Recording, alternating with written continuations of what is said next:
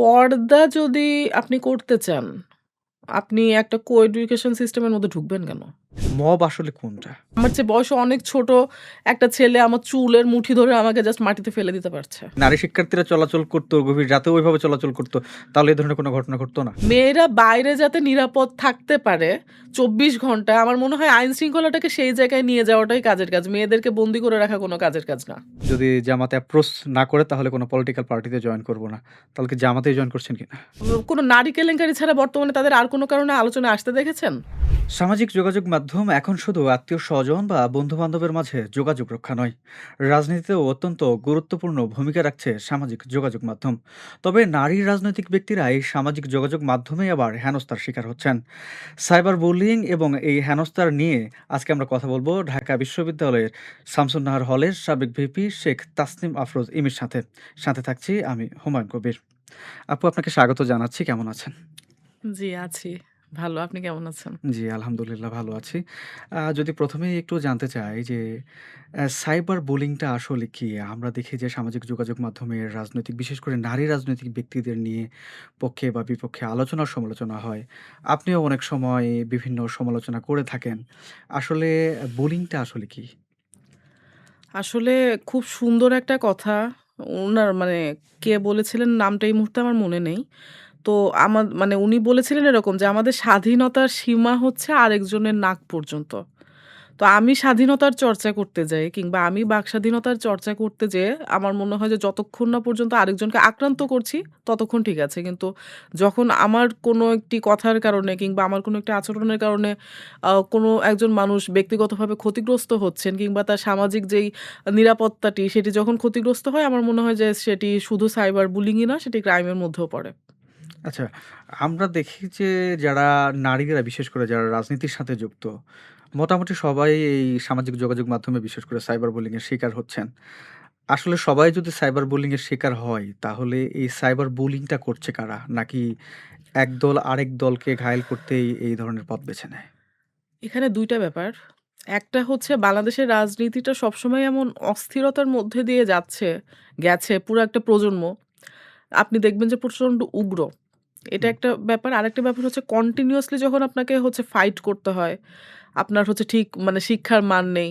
আপনি দ্রব্যমূল্য যে বাজার আপনি হচ্ছে আপনার বেসিক যেই নিড গুলো সেগুলো ফুলফিল করতে পারছেন না। তো সবসময় একটা মানে সবকিছু নিয়ে স্ট্রাগল করতে আমরা একটা সারভাইভাল মোড এ চলে যাই। তো সেই সারভাইভাল মোড এ যখন আপনি চলে যাবেন, তখন আপনি তো মানে কি বলব যে যুগধামদেহী একটা আচরণ সবসময় আপনার মধ্যে থাকবে। এবং আমার মনে হয় সেটারই প্রতিফলন একটা পয়েন্ট। আরেকটা পয়েন্ট হচ্ছে বাংলাদেশের যে রাজনৈতিক চর্চা, সেটি শুধু পুরুষতান্ত্রিক হলেও এটার সাথে ডিল করা যেত।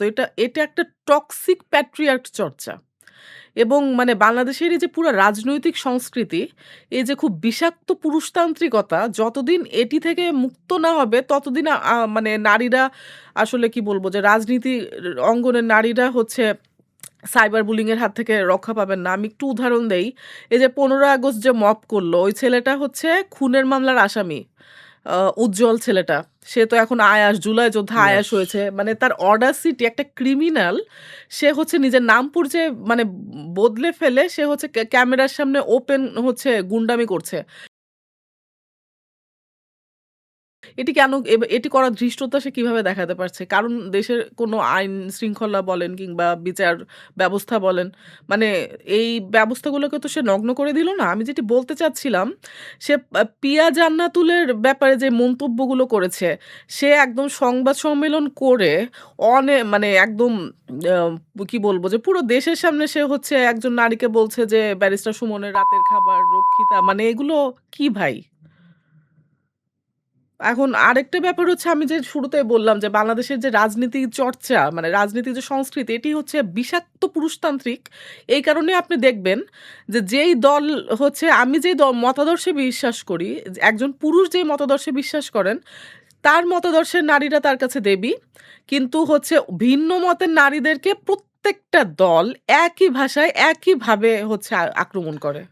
এবং যতদিন না পর্যন্ত এই টক্সিক প্যাট্রিয়ার্ক যে কালচার এটা যতদিন না পর্যন্ত চেঞ্জ হবে আমাদের আসলে এটির সাথে যুদ্ধ করেই টিকে থাকতে হবে। আচ্ছা, আপনি রাজনীতিতে পুরুষতান্ত্রিকের কথা বলছিলেন। বিষাক্ত পুরুষতান্ত্রিকতার বিষাক্ত কথা বলেছি। পুরুষতান্ত্রিকের কথা বলছিলেন। আমরা দেখতে পাচ্ছিলাম যে মডেল, অভিনেত্রী এবং রাজনীতিবিদও বলা যায়। মেঘনা আলম। জি। তিনি সম্প্রতি ফেসবুকে একটা পোস্ট করেছিলেন যে নাসিরুদ্দিন পাটোয়ারি তার কাছে রাজনীতি শিখতে চায়, তার জন্য বাসায় যেতে চায় এবং তিনি পরে আবার এটা বলেছিলেন যে, "তাহলে কি সাইবার বুলিংটা কি এনসিপির গুলোই করে?" তার মানে নাসিরুদ্দিন পাটোয়ারি যেটা করেছেন সেটাকে তিনি হয়তোবা সাইবার বুলিং ভাবছেন। এই বিষয়টা আপনি কিভাবে দেখছেন? বা বিষাক্ত পুরুষ যেটা বললেন আরকি? এটাতে আমার ২ টা কথা বলার আছে। ১ম ব্যাপার হচ্ছে নাসিরুদ্দিন পাটোয়ারি যদি আসলেই এই কথা বলে থাকে, এমন একটি কথা যেটি হচ্ছে ধরেন যে অলরেডি কিন্তু এটি নিয়ে মানে হুম, অনেক আলোচনা হচ্ছে সামাজিক যোগাযোগ মাধ্যমে। যদি আসলেই এই কথা বলে থাকে, যেহেতু তার কোনো স্টেটমেন্ট পাওয়া যায় নাই। একটা মানে কি বলব যে এই ব্যাপারে এক পক্ষের স্টেটমেন্ট আমরা পেয়েছি। যদি বলে থাকে এটা প্রচন্ড আপত্তিকর একটা কথা বলেছে। কারণ হচ্ছে তাদের দলেরই একজন কি বলব যে প্রভাবশালী নেতা এর আগে আরেকজন নারীর সাথে তার যে স্ক্যান্ডাল বের হলো এবং এই যে নারী ঘটিত যে ব্যাপারগুলো সম্ভবত গত সপ্তাহেই হচ্ছে একজন স্কুল ছাত্রী অপহরণের মামলায় তাদের ২ জন নেতা হুম। গ্রেফতার হয়েছে। তো আমার মানে মনে হয় যে তারা প্রোগ্রামগুলো করে হচ্ছে মেয়েদেরকে পায়ের কাছে নিয়ে বসায় রাখে এবং এই যে নারীদের প্রতি তাদের যে দৃষ্টিভঙ্গি, আমার মনে হয় যে যারা কি বলবো যে একদম টপ লেভেলের নেতা তারা যদি এরকম সমালোচনা করার মতো কাজ করে, এটি প্রচন্ড মানে দুর্ভাগ্যজনক এবং ধরেন যে একটা মানুষ একবার ভুল করলে সেটা ভুল। ২ হুম। বার ভুল করলেও হয়তো সেটা আপনি ভুল বলতে পারেন। 3rd টাইম যদি কেউ ভুল করে সেটা ক্রাইম। থার্ড টাইম কার ভুল করার কথা বলছেন? নাসিরুদ্দিন পাটোয়ারির 3rd নাকি টাইম তারা তো বারবার একই কাজ করছে। এবং তারা যে তাদের জোট সঙ্গীগুলো, তাদেরই যে তাদের আরেক মানে যে জোট সঙ্গী আছে জামাতের সাথে? হ্যাঁ, তো তাদের হচ্ছে আলোচনায় কোনো নারী কেলেঙ্কারি ছাড়া বর্তমানে তাদের আর কোনো কারণে আলোচনায় আসতে দেখেছেন? তো এটাই বললাম যে ১ বার ২ বার করলে সেটা ভুল। বারবার করতে থাকলে কিন্তু সেটা ভুল থাকে না, সেটা ক্রাইম থাকে। আরেকটা ব্যাপার হচ্ছে যদি না বলে থাকে, হুম, মানে যদি না বলে থাকে তাহলে মানে মেঘনা আলম সম্ভবত ওই যে মৎস্যজীবী লীগ বলতেছি, তো মৎস্যজীবী দলের মুখপাত্র। তো এটি কিন্তু খুব মানে কি বলব যে তার নিজেরও একটা সামাজিক যে কি বলবো যে ক্যাপিটাল পরিচিতি আছে এবং সে এখন একটা পোস্ট হোল্ড করছে। তো আমার মনে হয় যে মানে আ শুধু আলোচনায় থাকতে গেলে তো অনেকভাবেই থাকা যায়। কিন্তু আমার মনে হয় যে একটু যখন আমি রাজনৈতিক অঙ্গনে থাকবো, আমার সেই হুম, ডেপথ এবং সেই ম্যাচুরিটি থাকতে হবে। মানে আমি তখন হচ্ছে টিকটকারের মতো কথাবার্তা বা অ্যাটিটিউড করব না। আমার হচ্ছে আমার যে সেটার হচ্ছে একটা ডিগনিটি এবং সেটার যে ওয়েট সেটা আমার ক্যারি করতে পারতে হবে। এবং আমার মনে হয় যে কিছু জিনিস আমার মনে হয় যে সে যেভাবে বলেছে সাইবার বুলিংকেই তিনি অ্যাড্রেস করেছেন। কিন্তু মানে ব্যাপারটা থাকে না যে কেমন মানে আনকমফোর্টেবল লেগেছে যেটা সত্য কথা। আচ্ছা। আপনি ঢাকা বিশ্ববিদ্যালয় থেকেই উঠে এসেছেন এবং ২০১৯ সালে শামসুন্নাহার হলের ভিপিও ছিলেন। আমরা একটু ঢাকা বিশ্ববিদ্যালয়ের দিকে ফিরতে চাই।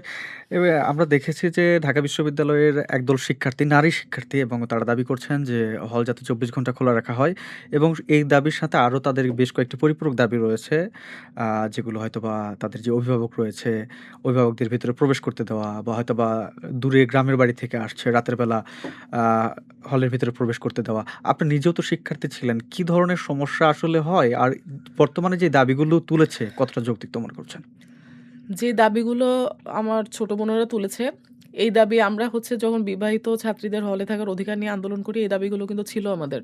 আচ্ছা। এবং সেটা হচ্ছে শুধু বিবাহিত মেয়েদের হলে থাকার অনুমতিটা দিয়েছিল। আমাদের দাবি ছিল ৫ দফা আমার যতদূর মনে আছে। তো এই যে ছেলে-মেয়েদের হলের যে অসম নিয়ম, হুম, এটির বিরুদ্ধে আমরা বলেছিলাম। তারপরে আমি যখন শামসুনার হল ইলেকশনটা করি, আমার ইশতেহারে ছিল যে মা আসবে হলে, মা থাকবে হলে। হুম, এটিরও একটা কারণ ছিল। এটি আমি মানে এই কথাটা এভাবে লিখেছিলাম কারণ আমার মা মানে আমি হলের ভিপি থেকে গিয়েছি তখন হচ্ছে পরিস্থিতি একরকম ছিল। কিন্তু যখন আম্মুর আসার সুযোগ ছিল, আমার মাকে আমি আমার রুমটা দেখাতে পারিনি কখনো। বিশ্ববিদ্যালয়ে আমি কিভাবে ছিলাম, কেমন ছিলাম, কোন জায়গায় ছিলাম।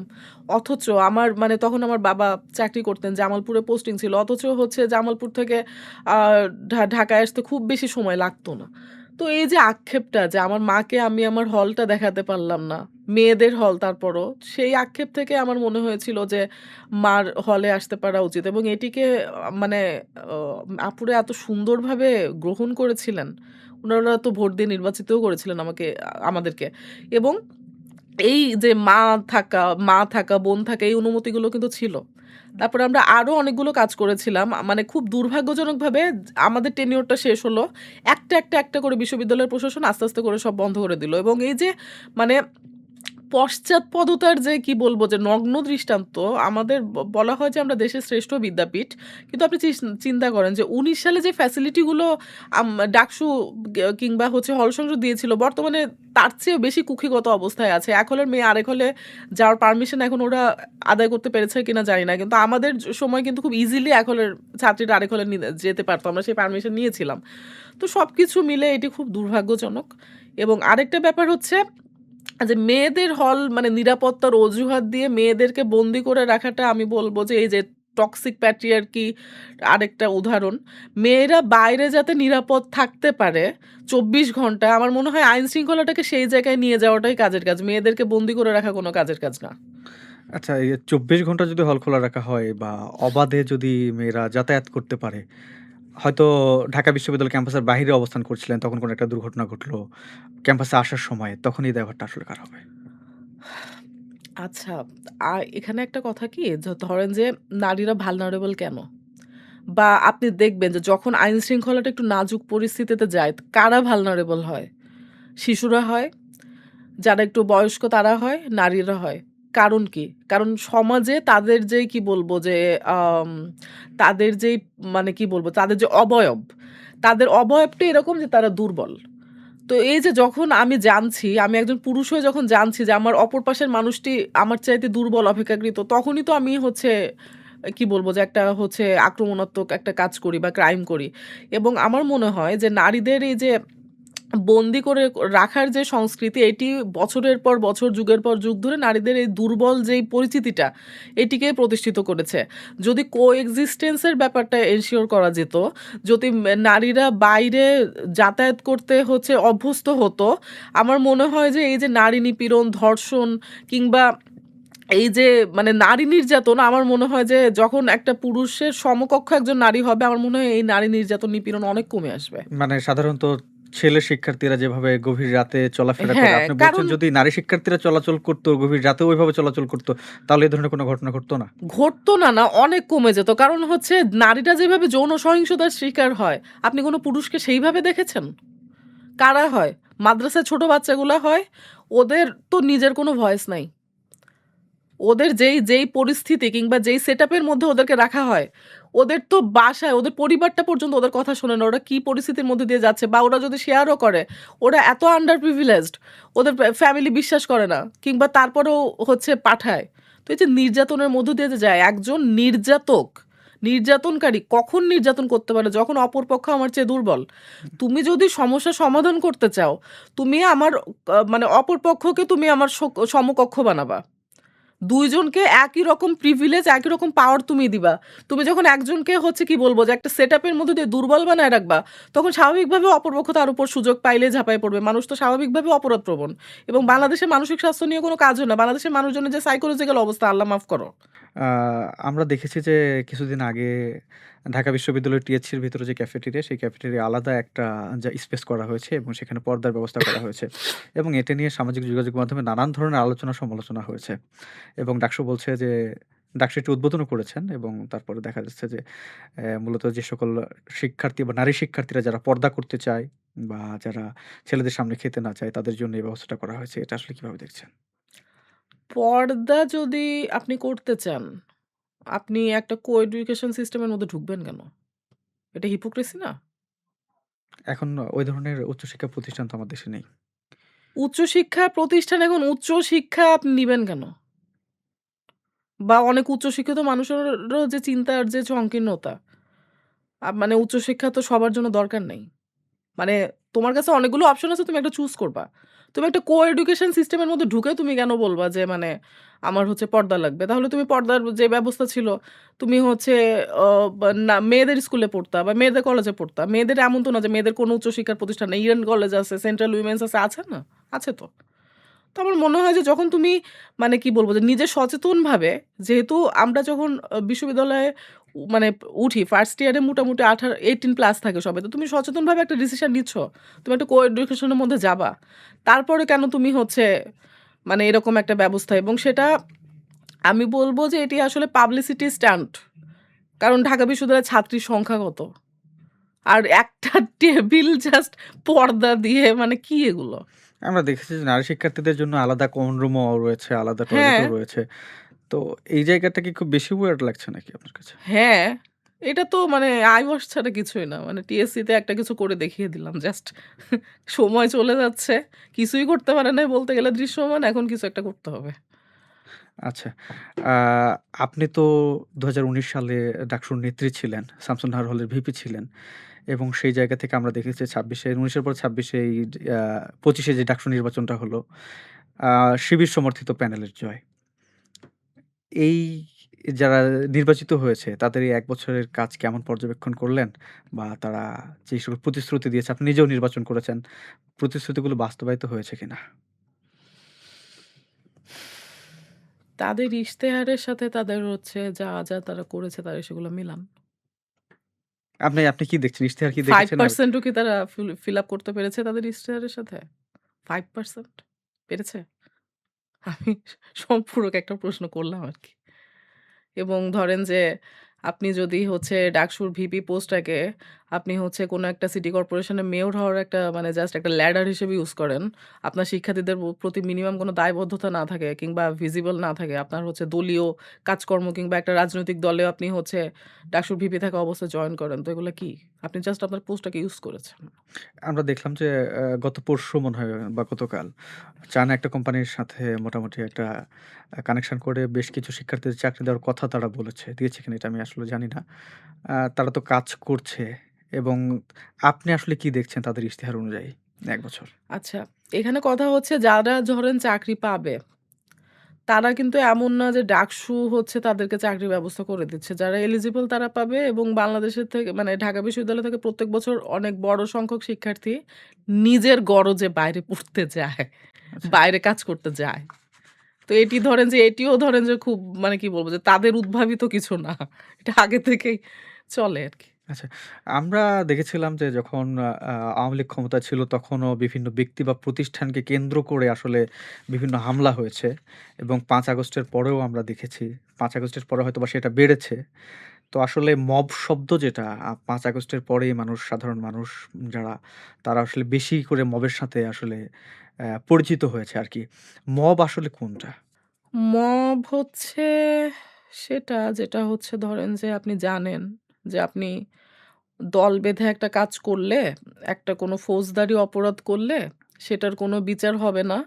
সেই কনফিডেন্স যখন আপনার মধ্যে থাকে এবং সেই কনফিডেন্স এর কারণে আপনি একটা ফৌজদারি অপরাধ করে বসেন দল বেঁধে। হুম। সেটা মব। এই মবের নেপথ্যে কারা?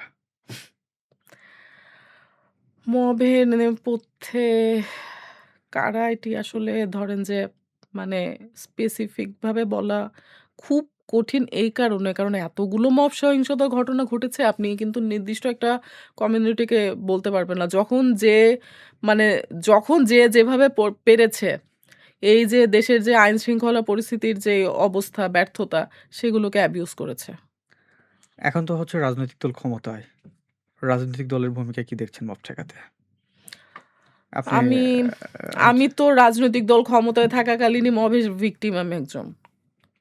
এবং ধরেন যে আম একটা সময় এরকম ছিল যে ক্যাম্পাসে হচ্ছে আপনার ছাত্রলীগ ছাড়া বাকি কেউ সেভাবে মানে যেই অভিযোগটা আসে যে ছাত্রলীগ ছাড়া বাকি কেউ কার্যক্রম রাজনীতি করতে পারেনি। এখন ছাত্রলীগ ছাড়া বাকি সবাই রাজনীতি করছে।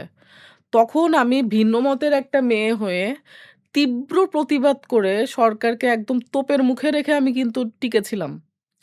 আমি ভিপি হওয়ার পর আমার গায়ে ডিম ছুঁড়েছিল। কিন্তু এর আগে কেউ আমার গায়ে একটা টোকা দেয় নাই। অথচ এই যে একটা নির্বাচিত সরকার কিংবা ৫ আগস্ট পরবর্তী পরিস্থিতি দেশটাকে এমন জায়গায় নিয়ে যাওয়া হয়েছে যে আমার ভাইয়ের চেয়ে ছোট, মানে আমার চেয়ে বয়সে অনেক ছোট একটা ছেলে আমার চুলের মুঠি ধরে আমাকে জাস্ট মাটিতে ফেলে দিতে পারছে। ৭ই মার্চের শাহবাগ থেকে আসলে গ্রেপ্তার হয়েছিলেন, জেলেও গিয়েছিলেন। এ ব্যাপারে কিছু বলার আছে কিনা? আর এখন কি অবস্থা ওইটার? যে ছেলেটার গ্রেফতারের প্রতিবাদে গিয়েছিলাম, হুম। ওকে এখনো ছাড়ে নাই। ওর জামিন এখনো হয় নাই। অথচ আমার জীবন থেকে ২ টা মাস গেল। বীভৎস রকমের একটা মানে কি বলবো যে মলেস্টের শিকার হলাম। মানসিক, শারীরিক যে নির্যাতন, যন্ত্রণা সবকিছু গেল। আমার সাথে আরেকটা ছোট ভাই ছিল। তার জীবনটাও একদম ওকে তো আমার আরো ১ মাস পরে ছেড়েছিল। মানে আমাদের যে ট্রমা, যেই ট্রমার মধ্যে দিয়ে আমরা গেলাম, এটার রেজাল্ট কি? শূন্য।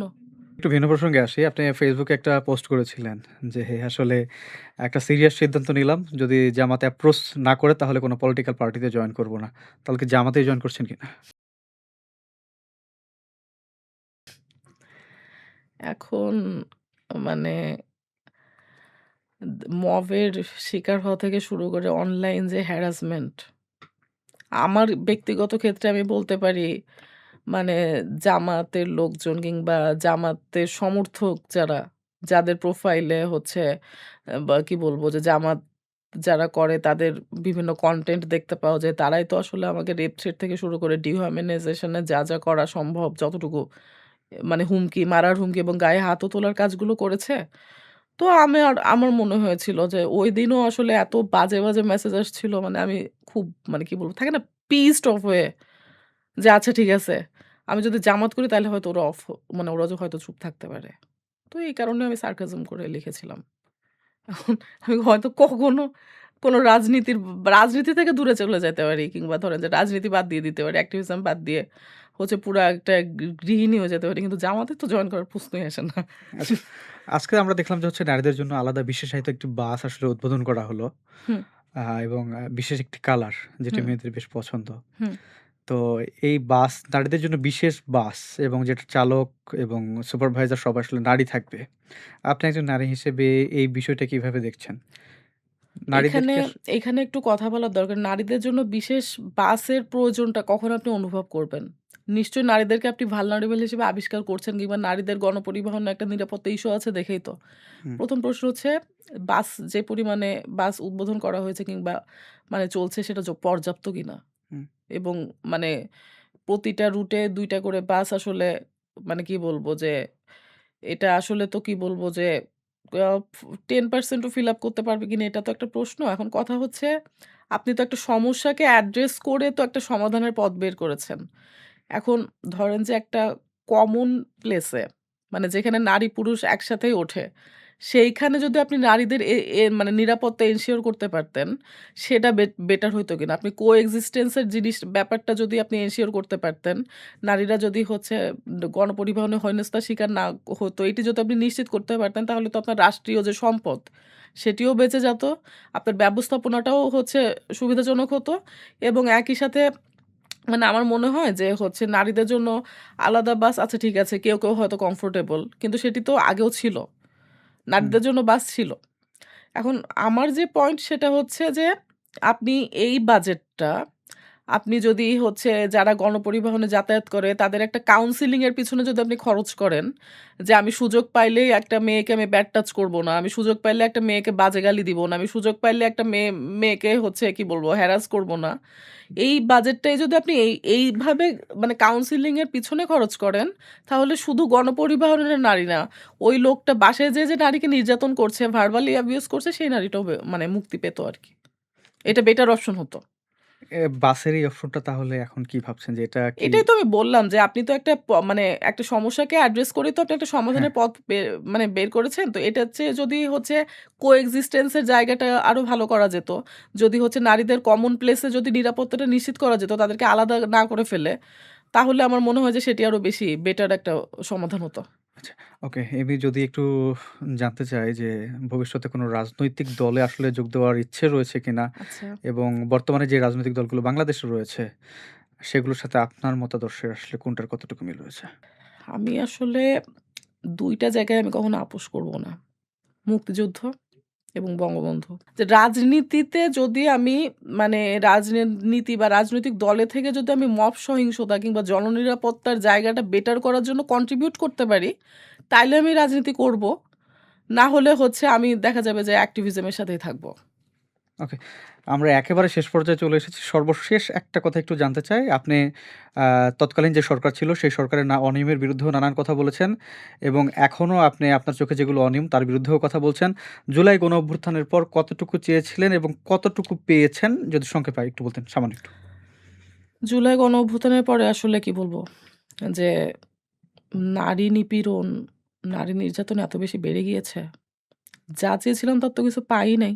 বরং পরিস্থিতি আরো খুব বাজে হয়েছে। এবং আপনি মানে এটি যদি একটা মানুষ স্বীকার না করে, তাহলে সে অসৎ, ভণ্ড। শেষ কথা। ওকে, এমি ধন্যবাদ আপনাকে। দর্শক যুক্ত ছিলাম এতক্ষণ ইমির সাথে এবং আপনারা আমাদের শুনছিলেন। আজকে আপাতত এখানেই বিদায় নিচ্ছি। দেখা হবে আগামী কোনো পর্বে নতুন কোনো অতিথির সাথে। ধন্যবাদ সবাইকে কালের কণ্ঠের সাথে থাকার জন্য।